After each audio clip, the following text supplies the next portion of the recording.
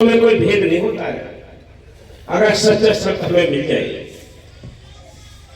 क्योंकि मालिक से मिलाने का कार्य संत करते हैं और संत उस मालिक के भेजे हुए एक एजेंट होते हैं, उनकी अपनी आत्मा होती है।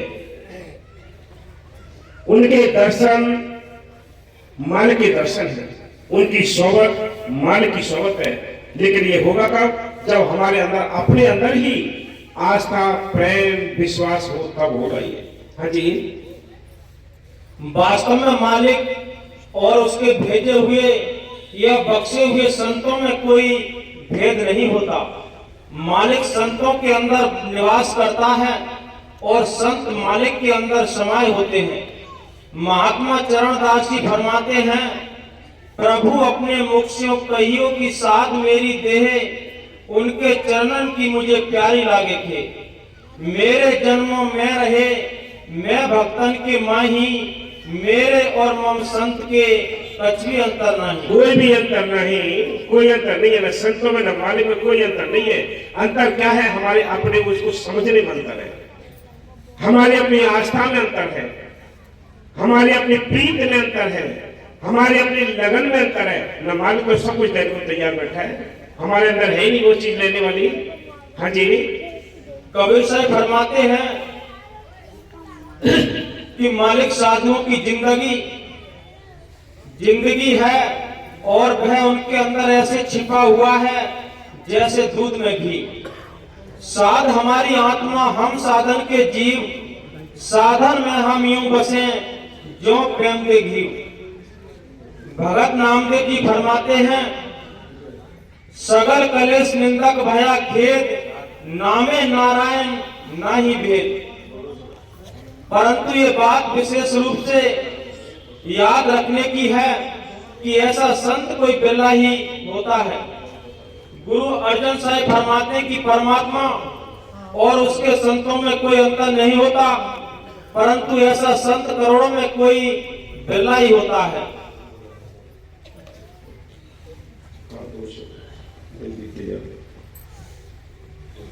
वो दिन बीत जा रहे हैं, सिमरन करोगे कब? दिन बीत जा रहे हैं, सिमरन करोगे कब? ये देश है पराया, घर कैसे चलोगे कब? ये देश है पराया, ये पराया देश है, यहाँ काल की नगरी है, कोई भी जीव सुखी नहीं है। संत कहते हैं, तन धन सुखिया कोई न देखा, जो देखा सो दुखिया हो। उदय अस्त की बात है तो सबका किया विवेका हो, कि सारा विवेक करके देख लिया है, जहाँ से सूर्य निकलता है छिपता है, इसके बीच में सारे ही दुखी हैं। बोलो, संत कहते हैं सुख तो कोई और है। अगर बाहर की धन दौलत में सुख होता तो मीराबाई के लिए अपना राजपाट धन दौलत छोड़ने की क्या आवश्यकता थी? उसे क्यों छोड़ा? अगर उसमें शांति होती तो। शांति बाहर है ही नहीं, ये बाहर की धन दौलत में शांति नहीं है, ये तो व्यवस्था चलाने के लिए है। भाई शरीर को ढकने के लिए कपड़े चाहिए, इसको चलाने के लिए अन्न भी चाहिए, इसको सर्दी और गर्मी से बचाने के लिए मकान भी चाहिए। ये आवश्यकताएं पूरी करनी है। संत ये नहीं कहते कि तुम्हें कमाना नहीं है, या तुम्हें सर्विस नहीं करनी, खेती बाड़ी नहीं करनी, ये करना है सब कुछ हक लाल की मेहनत से, ये कमाना है और अपनी आत्मा का घात नहीं करना है। अकेले आप 420 से कमाओगे, अकेले रिश्वत से कमाओगे, अकेले धमपटाई करोगे, पूरा परिवार खाएगा, लेकिन रिजल्ट आपके हाथ में आएगा। ये भोग आपको भोगना पड़ेगा, याद रखना। रत्नाकर डाकू था, रास्ते में उसका काम था कि भाई राहगीरों को रोककर उनसे लूट खसोट करना, मारकाट करना, ये उसका काम था। एक बार का वाकया, 4-5 महात्मा उस रास्ते से निकल रहे थे। रत्नाकर, बकवास मत करो, जो कुछ तुम्हारे पास है उसको निकाल के यहां रख दो। काफी आपस में बहस होती रही। महात्माओं ने कहा कि ठीक है भाई, हम तलाशी भी देंगे और जो कुछ हमारे पास है वो भी हम दे देंगे तुझे,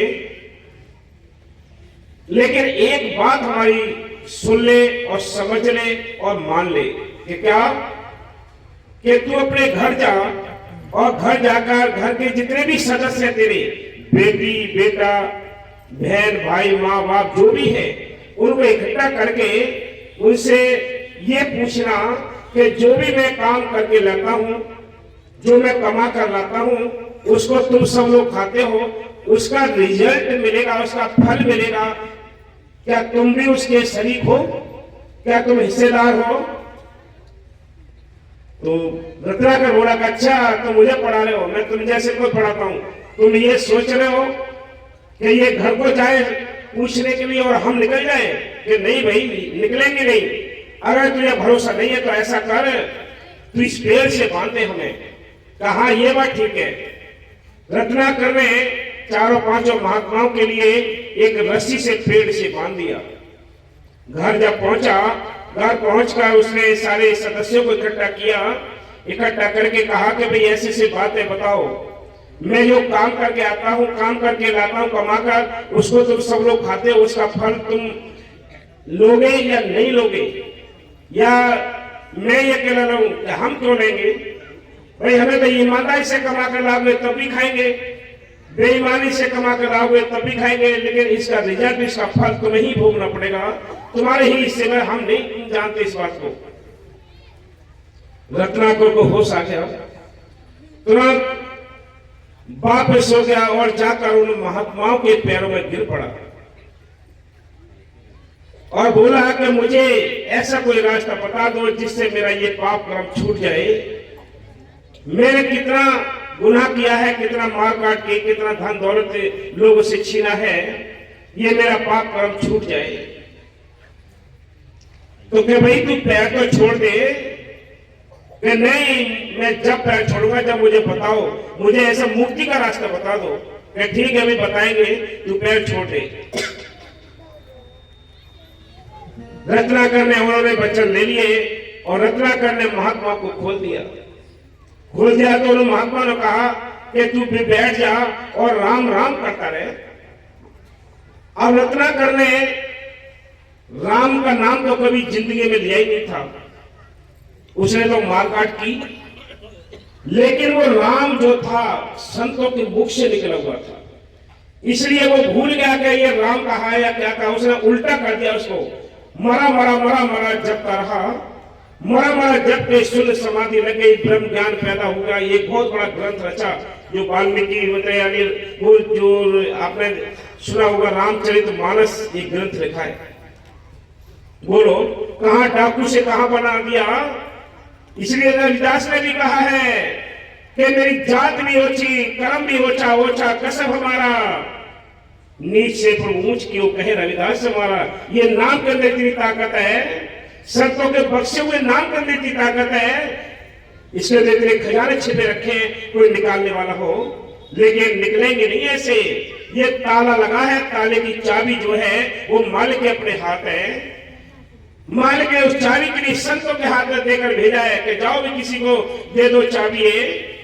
इसलिए संत कहते हैं कि ये नाम के अंदर इतनी ताकत है, ब्रह्म ज्ञान हो गया, सारा कुछ हो गया। बोलो कहां किस नाम ने कर दिया? वो तो उल्टा ही जपा, क्योंकि उल्टा इसलिए काम कर गया कि वो संतों के मुख से निकला हुआ था। किताबों के अंदर से निकाल कर कितने रख लो आप, कितने 40 पढ़ लो, कितने मंत्र पढ़ लो, कुछ नहीं होना है। ये मन को टेम्परेरी शांति हो जाती है। इस संसार में दो मत हैं, एक गुरुमत है, एक मन मत है। ये दुनिया दो हिस्सों में बटी हुई है। मन मत क्या है? अपने मन ने सोचा कि भाई हमने ये कर्म कांड करना है। आज देखिए आप, अगर सच कहे तो जग मारन धावे। संत कहते हैं, संत फिर भी लिहाज नहीं करते हैं। बोले जो वाणी उन्होंने कहनी है वो कह देते हैं, वो डंके की चोट पे कहते हैं। तभी तो कहा कि सच कहूं तो ये जग मारने धावे, कि अगर मैं सच कहूं तो ये दुनिया मारने को दौड़ेगी। अभी आपने कुछ समय पहले 10-15 साल पहले ये कांवड़ की फौज नहीं देखी होगी? बताओ किसी ने देखी होगी तो? 15 साल पहले, 20 साल पहले कांवड़ वो लाते थे, या तो वो अपनी कोई कामना रखते थे, या जिनके कोई काम पूरे हो जाते थे वो कांवड़ लेकर आते थे, बड़ी शांति से लाते थे। उनके रिश्तेदार इकट्ठे होते थे, मोहल्ले वाले इकट्ठे होते थे, एक गांव में एक आध कांवड़ आती थी, या दो दो चार चार गांव के बीच में एक कांवड़ आती थी। आज फैशन बन गया है। आज हमारा प्रशासन इतना परेशान है कि उनसे देखोगे बेचारे कितने रात और दिन परेशान हो जाएंगे ये कांवड़ की फौज में। कोई भक्ति नहीं है ये। 2 दिन के लिए आस्था लग भी जाएगी तो उनको रास्ते में स्टाइल लगाकर बैठे हैं, जो शेख साहूकार बैठे हैं, वो 2 दिन की आस्था के लिए लूट लेते हैं। जो कुछ खिला पिलाकर, दूध मलाई खिलाकर, मेवा खिलाकर सब लूट लेते हैं, और घर जाते तो ऐसे जाते हैं कि जैसे किसी मुर्दे को फूंक कर रहे हो। नंगे जाते हैं, नंगे पैर लेकर आते हैं कांवड़, और नंगे पैर घर वापस आते हैं, कुछ भी नहीं मिला। और जनता को तंग कर दिया, पुलिस प्रशासन को तंग कर दिया, सरकार को तंग कर दिया, लेकिन हम ही इनको बढ़ावा देते हैं। इनसे कुछ नहीं मिल रहा है। पाखंड में कुछ नहीं रे साधो, पाखंड में कुछ नहीं रे। पाखंड या नरभोगे 84 खोज करो घट नहीं रे। घट के अंदर मालूम बटा है, बाहर तलाश करते हैं। इनसे क्या होता है, वह गंगा के किनारे बैठे हुए जो दुकानदार हैं वो 1 साल की कमाई कर लेते हैं इस 8-10 1 महीने के टाइम या 2-4 दिन के टाइम में। बोलो, इसी से निकालने के लिए संत आते हैं। और भी पहाड़ों पर जो तीर्थ बने हुए हैं वहां भी आप देख लीजिए, आप एक नारियल की कीमत कितनी होती है और उसका आकार कितना होता है। अगर वहां 10 लाख श्रद्धालु अगर जाते हैं तो 10 लाख अगर नारियल चढ़ेंगे तो उनका ढेर कितना हो जाएगा, जनता कहां रहेगी फिर। ये विचार करो। एक नारियल 2-2, 4-4 लाख रुपए में बिक जाता है। कैसे बिकता है? इधर से आता है, यहाँ दुकान लगी हुई है, वहां दुकान लगी है, दुकान से लिया, चढ़ा दिया, चढ़ाकर पीछे बैक हो गया, और बैक होकर फिर वही दुकान पर पहुंच जाता है वो। इसलिए एक नारियल की कीमत 10-10, 20-20 लाख रुपए हो जाती है। रहते उतरे के उतरे को खाया तो जाता नहीं है नारियल। ये पाखंड में सारी दुनिया बसी पड़ी है, ये बिजली से बनी हुई है। इसलिए संत कहते हैं, एक शब्द लिखा है हमने भजन कि ध्वज की फौज चले सड़कों पर, राह मिले ना भाई, सिर पर गठड़ी बगल में बच्चा, बस पर चढ़ा ना जाई। अब ये चलाई किसने ही? पति कहता है छोड़ दे तू ध्वज को, कहना छूटेगी नहीं। किसने कहा कि ये नहीं छूटेगी? ये भेड़ चाल है। इस भेड़ चाल में सारी दुनिया उलझी पड़ी है। करवा चौथ का व्रत 20,000 रुपए में होती है। नींद दर्जे के 10,000 में हो जाएगी, 5,000 में हो जाएगी। कितने खर्च है ये दुकानदार बनियों के काम है। ये उनकी दौज होती है और जनता अंधेरे में रहती है। दौज किसको कहते हैं? दौज में रोशनी होती है, दौज में प्रकाश होता है। इसलिए संत कहते हैं जब प्रकाश है तो अंधेरे में क्यों हो गई? अरे आपको 1 रुपए की चीज और 4 रुपए में मिल रही है तो आप अंधेरे में या उजाले में हो? अंधेरे में तो हुए। अब दौज किसकी हुई? जिसकी 1 रुपए की चीज 4 रुपए में बिक रही है तो उजाले में हो रहा है या तुम उजाले में रहे? इसलिए संत कहते हैं ये पाखंड सारी दुनिया में उलझा पड़ा है। विशेषकर हमारा हिंदू धर्म तो विशेष इन उलझनों में उलझा पड़ा है। ना कोई समझाने वाला, ना कोई समझने वाला। संत रो रो कर जाते हैं यहाँ से। कवि साहब कहते हैं सबको कहूं पुकार पुकारी, कोई न माने नर और नारी। मैं सबको पुकार पुकार कर कहता हूं, कोई मानता ही नहीं। हाँ जी। पिंजड़ा बनाया काल ने, कैदी बने हो तुम। ओ पिंजड़ा बनाया काल ने, कैदी बने हो तुम। सिर बोझ बोझ भारी, सिर बोझ बोझ भारी, ये कैसे बड़े कदम बिन पीर के जा रहे। सिमरन करोगे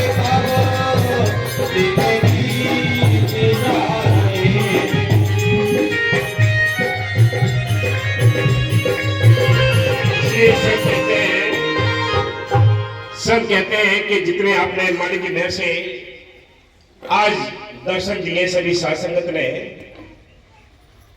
आज इस कुटिया का जो जन्मदिन, स्थापना दिवस,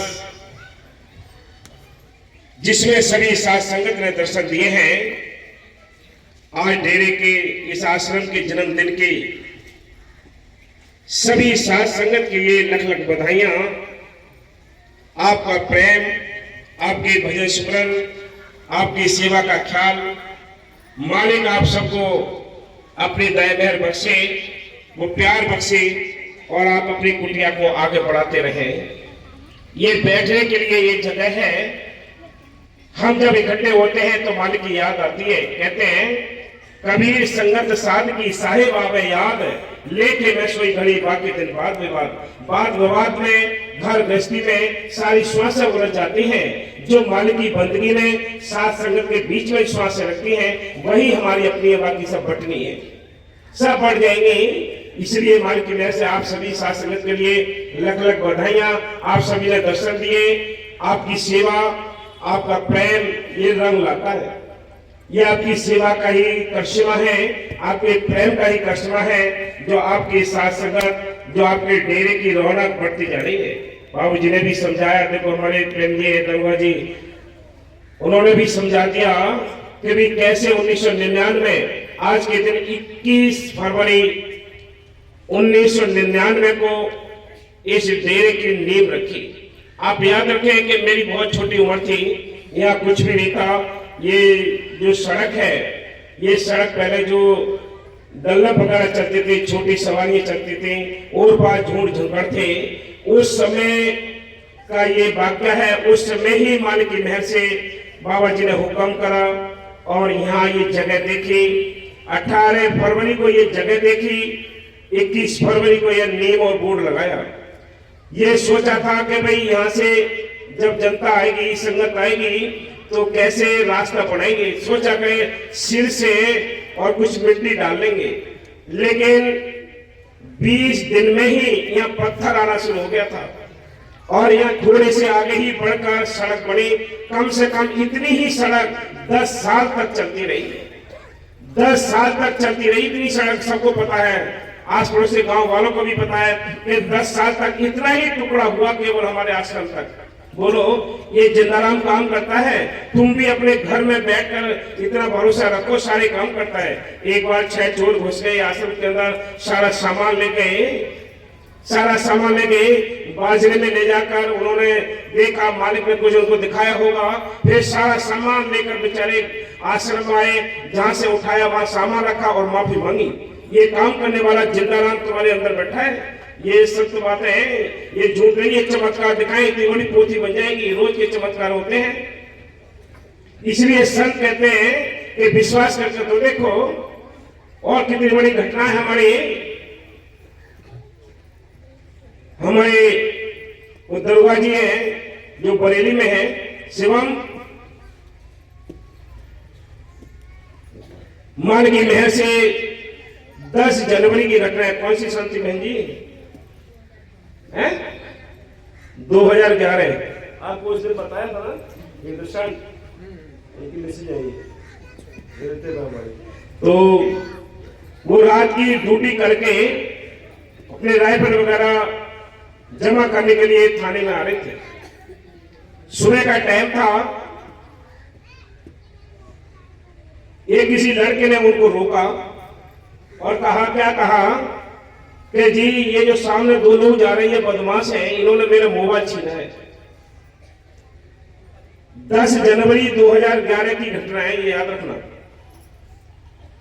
उन्होंने क्या काम करा, थोड़ा आगे बढ़ के मोटरसाइकिल आगे बढ़ा के और एक बदमाश का गरेमान पकड़ लिया। जैसे ही गरेमान पकड़ा, एक हाथ में हैंडल था, एक में उस बदमाश का गरेमान था। थोड़ा अंधेरा सा था। उस बदमाश ने क्या काम किया कि 315 का कट्टा निकाल के जेब में से उनके सीने में गोली मार दी। अब सीने में गोली मार दी और 315 का यानी राइफल की गोली होती है। वो घबरा गए और घबरा के एकदम यानी पास में थाना था, वो भाग गया चोर, और दोनों लोग मतलब मोटरसाइकिल से अपने थाने में पहुंचे और कहा जाके गोली मार दी अभी बदमाश ने। घबराते ही एकदम वो नीचे लेट गए। उनके जो साथी थे उन्होंने उनकी तलाशी ली। तो मान के में से आप देखिए, 2 जैकेट पहने हुए थे। ये 10 जनवरी की घटना है, बहुत कड़ाके की ठंड थी। 2 जैकेट पहने हुए थे, जहां नेम प्लेट होती है, यहां गोली मारी उसने बदमाश ने। नेम प्लेट के नीचे यानी जैकेट भी जली हुई है, छेद है जैकेट के अंदर। जब तलाशी की तो वो गोली टूड़ी पे निकली थी। ना कोई जख्म, ना कोई जली, ना वो अंदर गोली घुसी। किसने हाथ लगाया बताओ? ये सत्य घटना। बहन जी उठकर बता दी उन्हें, खड़े हो जाओ। ये देखो, ये हमारे जो सिस्टर हैं, नहीं ये बोल दो सत्य है नहीं है? माइक से बोलो, ये सत्य नहीं है। सही है, सही बात है। और आज भी वो गोली भी रखी है, जैकेट भी मैंने रखवा रखी है, सारे सुरक्षित रखी है। समय आने पर दिखाएंगे आपको कि कैसे वो गोली यानी जैकेट के अंदर घुसी और घुस के यहाँ टूड़ी पे कैसे मिली, किसने हाथ लगाया, ये हाजर जिंदारा में। तो ठीक तरीके से पकड़ो, ऐसे ही काम करता है वो। मिनट में या प्रेमियों के सारे काम करता है। इसलिए आप भरोसे के साथ उसको जपो, कोशिश करो। हाँ जी,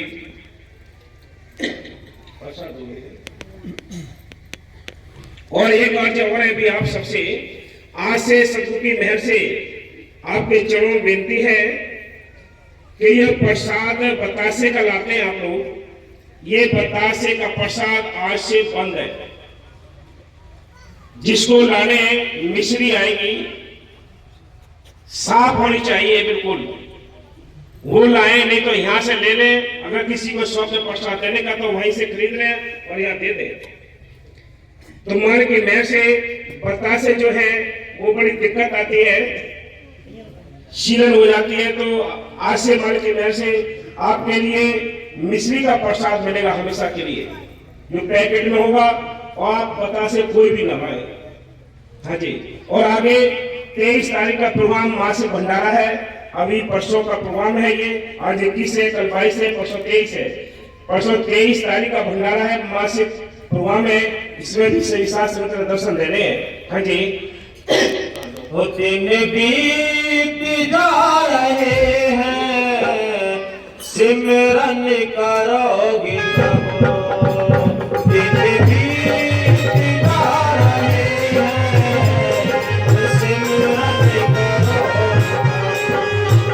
सिमरन करोगे नहीं।